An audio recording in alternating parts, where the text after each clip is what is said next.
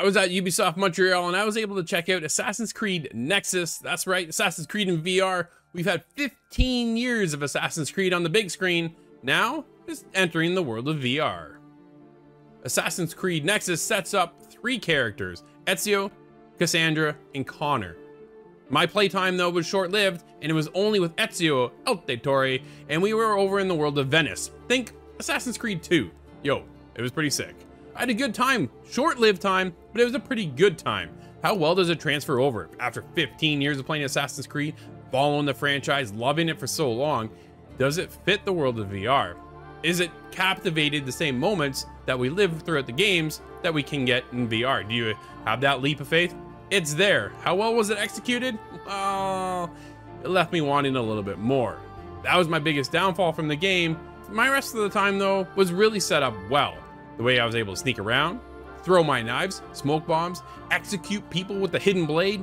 Yo, highlight moments when it came to playing Assassin's Creed in VR.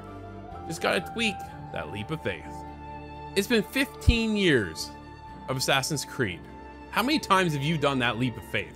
I can only imagine how many times at this point I've leaped off a building, fell into the hay, got up, or executed somebody from within it. Amazing moments. Have always lived those highlights for me in Assassin's Creed. How do we live that in VR? I scale up the wall. I'm climbing the wall. Feels great. Simple. Just grab it and climb. From there, parkour movements.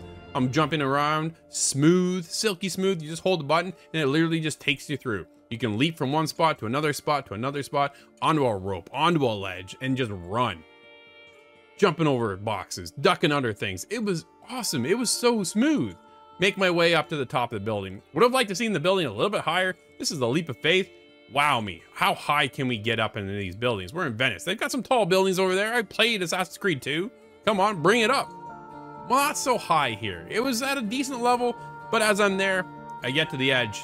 I'm perched, ready to do my leap of faith. Spread my arms, because that's what you're supposed to do here, because it's VR. You get ready. You're just like doing the leap of faith in Assassin's Creed. Hit the button, it jumps. Small jump.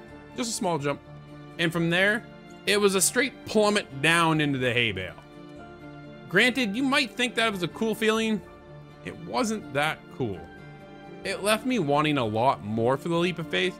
Now, due to the accessibility features and the fact that they really worked hard to make sure that you don't see motion sickness here, there was a line that went straight down from my time. From the minute I jumped to the hay bale, straight down was this bullet line, and I just followed the entire time. Which then has me think, maybe that's why I didn't get the full experience I wanted. Take that line out, get rid of that accessibility feature, and just let me jump. Have me just jump in there. I know I can scale it back, or you can intensify it. It really depends on your comfort level when it comes to VR. So I do appreciate all the features, but if I'm able to take that feature off, that's what I want to see. Will that change how I feel about the leap of faith? Getting to the edge, spreading my arms, hitting the button, and then just diving into the hay bale? That's an experience we've all wanted to live. If I can do that in VR, I'm down. My first impression didn't hit me so strong. Now, granted, this is probably the weakest part of my experience because the rest of it was awesome. Throwing knives worked well. Pretty simple mechanic. You scan over, it locks onto the target. You grab your throwing knife from your chest, and then you just chuck it. Instantly takes out your target. Doesn't matter if you hit them in the foot, the forehead, the finger, doesn't matter. They're just dead.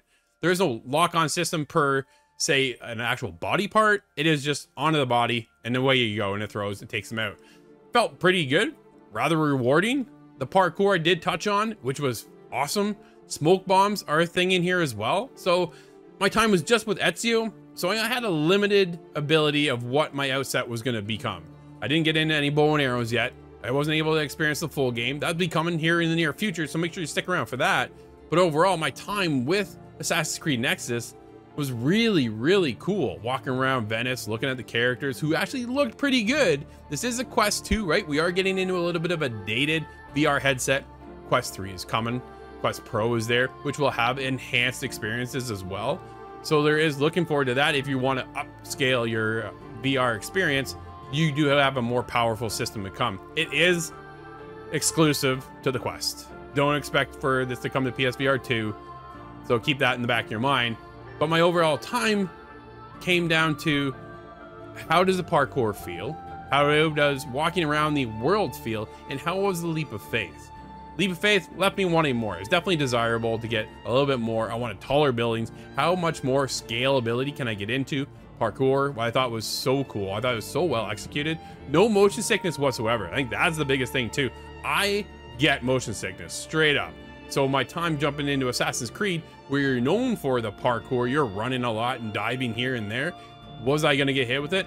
I wasn't. It was great. I thought that was perfect.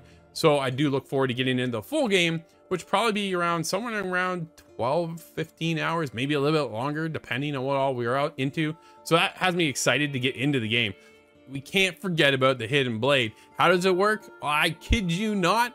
You flick your wrist. You have the bottom controllers. You grab those and you flick it out, kind of like Spider-Man.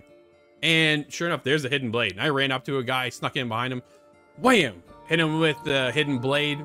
And it was awesome. You experienced that in VR? Like, that is one of the highlights of Assassin's Creed, is the hidden blade. I want to do the air assassination. You can pull that off too. So I'm looking forward to getting into a lot more when it comes to Assassin's Creed Nexus. That's the thing, at the end of the day, I just want to play some more.